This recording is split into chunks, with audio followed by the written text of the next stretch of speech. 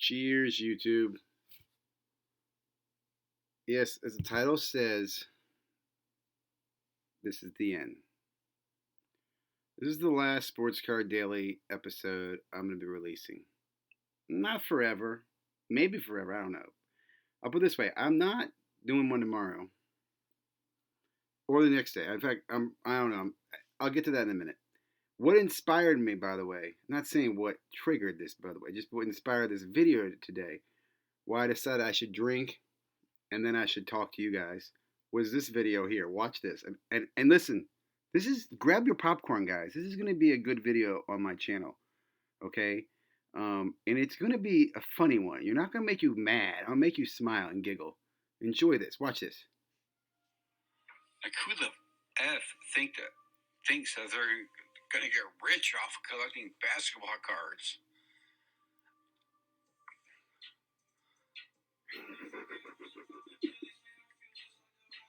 Dodo. I mean, come on, guys. You all think you're going to get rich off collecting basketball cards? Invest your money in something more sound. Physical gold, physical silver, physical land. Something smarter than a cardboard piece of paper. You heard it there, man. I don't know. Well, listen, I am not here to comment on that. Okay, I made a list here. Okay, I did prepare a little bit. First of all, I want to say thank you to everybody who supported me on Sports Cards Daily. I look at Sports Cards Daily now as kind of like it's a great daily vlog, right? I mean, you can go back and look at any day over the last 6 months and go, what happened on that day? What happened the day before that? Oh yeah, I think that's great. I'm proud of that. I'm disappointed in some ways that I'm stopping. You're gonna ask why? Why are you stopping, Ziggy? It has little to do with the YouTube drama, right? Which I'm gonna bring to conclusion here, by the way. It has more to do with some personal shit going on in my life, okay? And I'm not gonna share that with you. But it's life changing, okay? And I need to use the time and resources and energy in my life in different ways. But I love sports cards and I love the hobby, and I'll still be doing shit, but not doing this, okay? So this is a good video, and I will say too, I have a few videos already made that I'm going to drop in the next few days just because I want to get them out. I think they're good, but there's nothing new's coming after this video. Oh, that's the wrong page. Would you guys looking at this page? Because it's on the other side. Okay. So here's the deal. I'm taking a break from social media, probably for, I don't know, a week or so. What does that mean? Well, I'm getting off of Instagram, TikTok, Twitter, Facebook, YouTube. Getting off of it means I'm not going to be commenting. I'll probably watch it. I'm just not going to comment. I'm not going to be dropping new content. I'm not making new content. No plan to make new content. I'm not going to, and I'm saying that because I still have some commitments in some communities that I'm not going to leave those commitments. And I'm not going to go in those details right now. But life interrupts. That's what it says right here. Life interrupts. Okay, now next topic, next bullet point.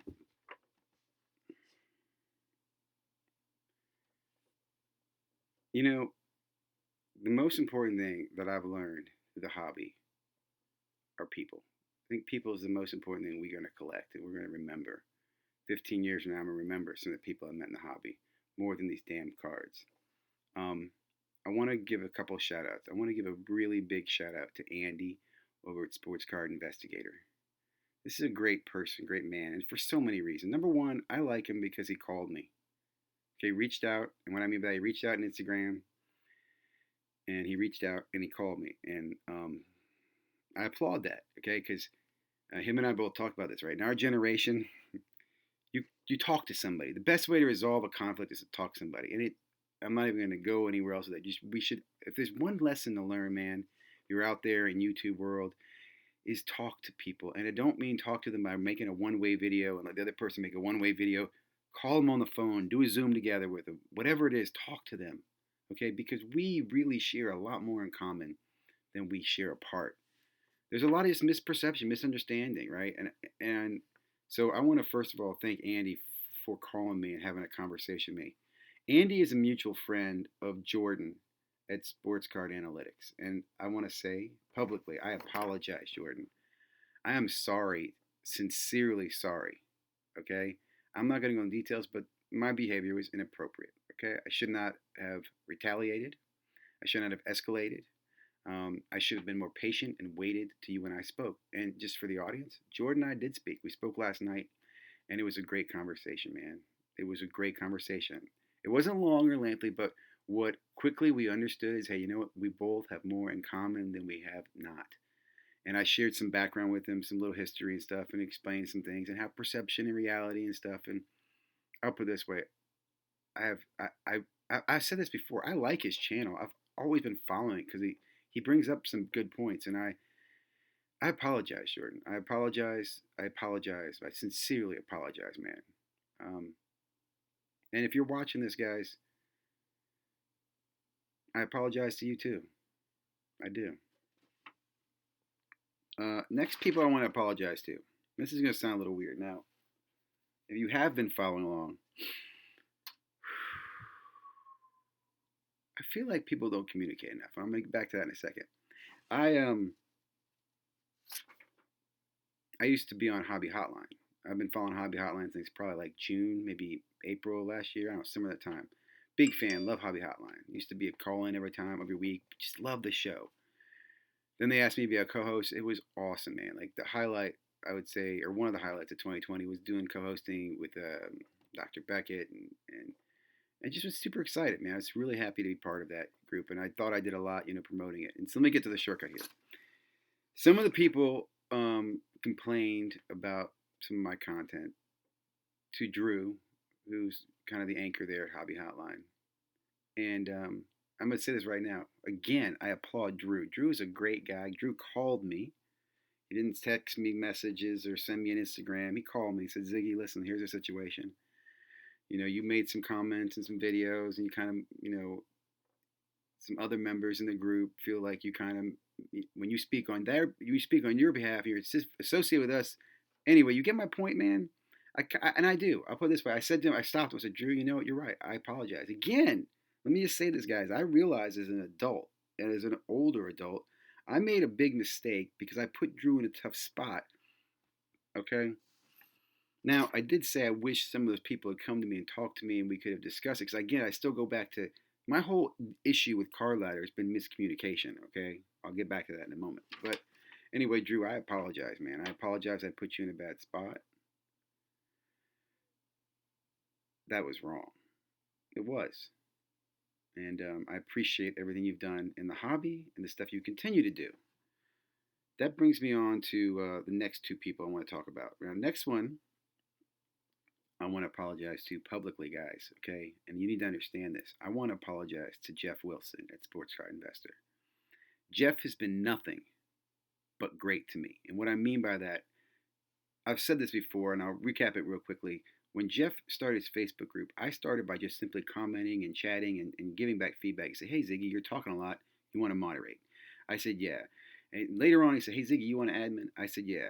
I also said to him, and I've spoke to Jeff maybe 3 times live in my life. I said, Jeff, I want to keep this as a non-selling. I don't want to be pitching anything. I want to be a community. He goes, absolutely agree.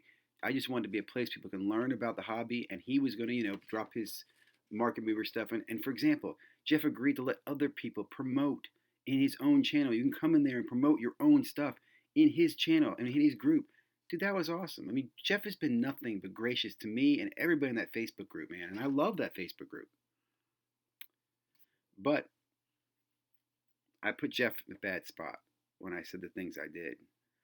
And again, I spoke to Jordan, right? And Jordan explained to me how, from his perception, it looked like I was representing, market movers. And I understand that. And I said, dude, that's the, you and I talking, it's great. If we talked earlier, you'd understand the history and stuff. And the reason I say that is, look, I'm not an affiliate of market movers, okay? I actually, I left the Sports Card Investor group and Facebook community. Primarily, like I said, I'm taking a break. There's just so much goddamn drama going on, man. I just need a break. I love that group. You know what I love the most is I get messages from people asking me questions, and I like answering questions from people. And again, I'm going to be off. So if you watch this video, I'm not going to be responding to that for a while. I'm not saying never. I'm just taking a break from the hobby media. I got it. I got my own car life going on. I got my sons. We're not going to disappear. Next part, guys, I'm sad about. Okay. I want to stress the importance of communication. If you walk away from anything in this video, please understand how important it is that we communicate. And this lesson is not just here in the hobby, it is one that can be used across the world, okay?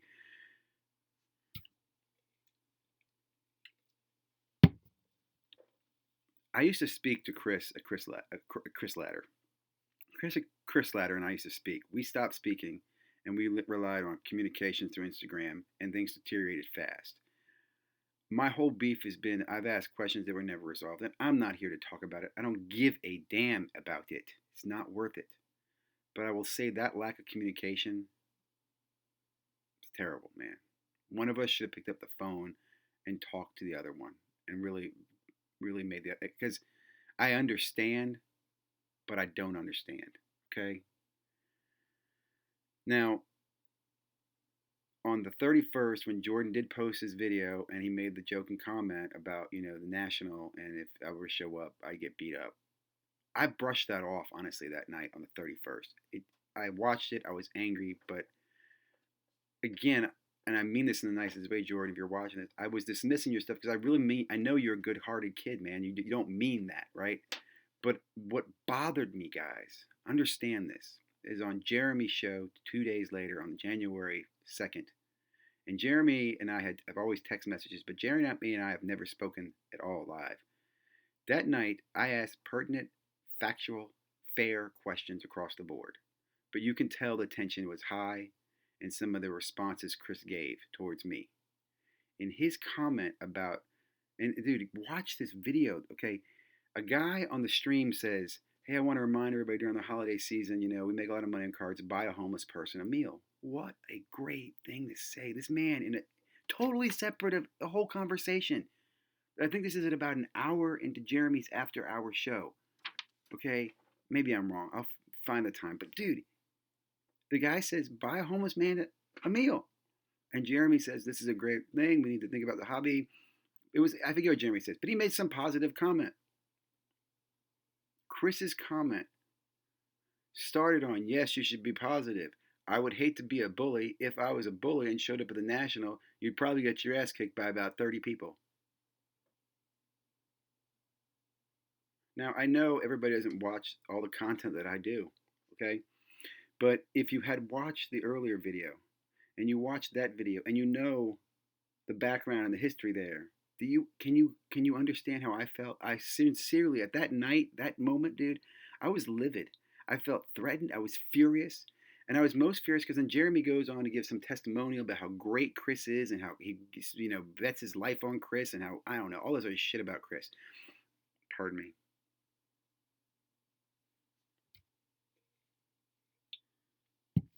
I sent Jeremy a message that night and said, man, I really want to talk to you live. We need to talk. You need to understand how I feel. You need to understand that I feel like he just threatened me on your show, and I feel like you just brushed it off. And I want to explain to him that the whole history here, right? I wanted to give him some background. But I've been painted as some lunatic, some crazy person by people who are not communicating with me, who aren't speaking to me. Jeremy didn't call me. Jeff Wilson did call me. Jeff and I spoke. That's when I told him that I was going to leave the Facebook group. I told him I apologized for putting him in that situation. I asked him to reach out to Jeremy as a mutual friend, kind of like what Andy did. And Jeff did this for me. So again, I appreciate Jeff. But unlike Jordan and I, who spoke live on the phone and talked and worked out our differences, Jeremy did not call. Jeremy did not respond. In fact, Jeremy dismissed me, okay, and was kind of rude about it. Now, I will say Jeremy's on Hobby Hotline. Jeremy has a lot of influence in the hobby. I'm not here to fight with Jeremy. I know Jeremy is a good man. How do I know that? Because I don't know him personally. I can tell he's a good person, man. He's not a bad person. I think he's misled, misguided, misinformed, upset, whatever it might be. I want to talk to him. I want to resolve this. Just like at the same time, I'd like to talk to Chris and resolve it as well. I don't care about this little petty shit, and the reason I'm having this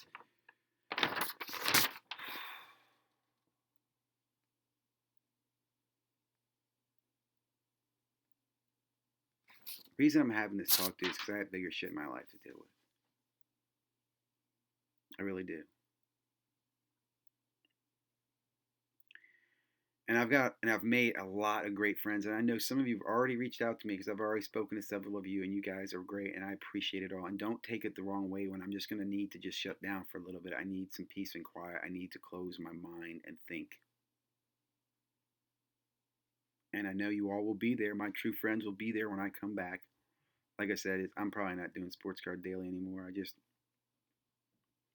I don't know. I'll tell you part of it. I told you guys all this before. Sports Card Daily was actually inspired by Jeremy. Watching his show, and he gave that really great interview with Panini that one night, and I wanted to share that the next week. I was like, man, I can't wait to tell everybody about this. And I was like, why not tell them tomorrow? Make a daily show. Do it tomorrow. And then every day I was looking for something cool that I could tell my audience every day that was as cool as that. And there's nothing as cool to me. I think that was one of the biggest scoops of the year that went underappreciated. I mean, you had the Panini project manager telling you about Donruss Clearly and Hoops Premium, what, a half a year ahead of time, man? And I'm sad because, like I said, my friend Jeremy doesn't talk to me. He's blocked me on his channels.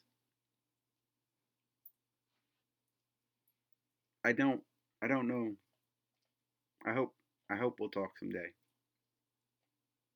He might watch this video and just say I'm fucking crazy. So with that said, if you've watched this far, I am going to be live tonight on Brad's show because I made a commitment to Brad to be on a show. We're going to be talking about the hobby, talk about what's going on, and I will likely pop up on some other people's show from time to time because I do love the hobby. But right now, like I said, and that's why I want to again emphasize, I'm not stopping this because of the drama and shit. I just realized with what's going on in my life, I need to prioritize things right now.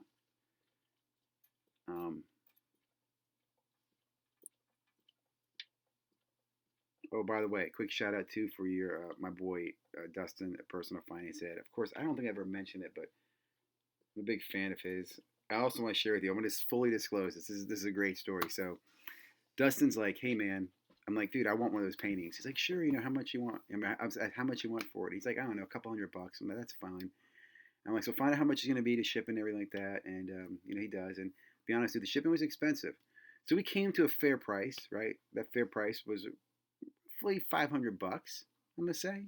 I thought was fair. I know you guys are thinking, "Oh, you paid five." I don't care, dude. I thought it was a fair price. I like the Luca. It's unique art to me. And with the shipping, by the way, the shipping was expensive. Okay.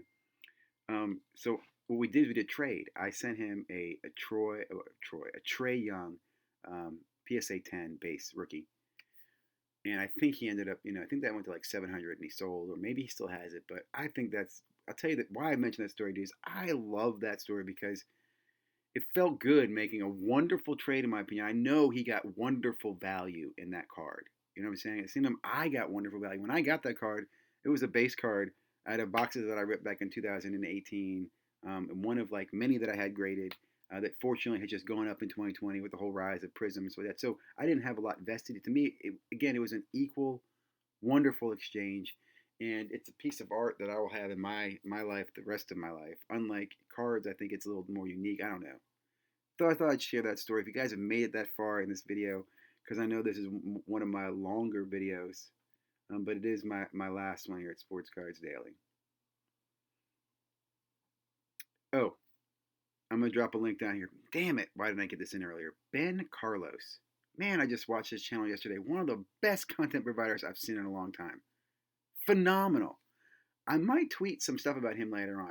This guy, again, if it wasn't today's last day, dude, I'd be talking about your channel and doing a little hype thing about you. But Ben Carlos, Ben Carlos doing a great job, man. There's just so many. There really are. There's just so many great content providers out there. There's just so many good people in the hobby.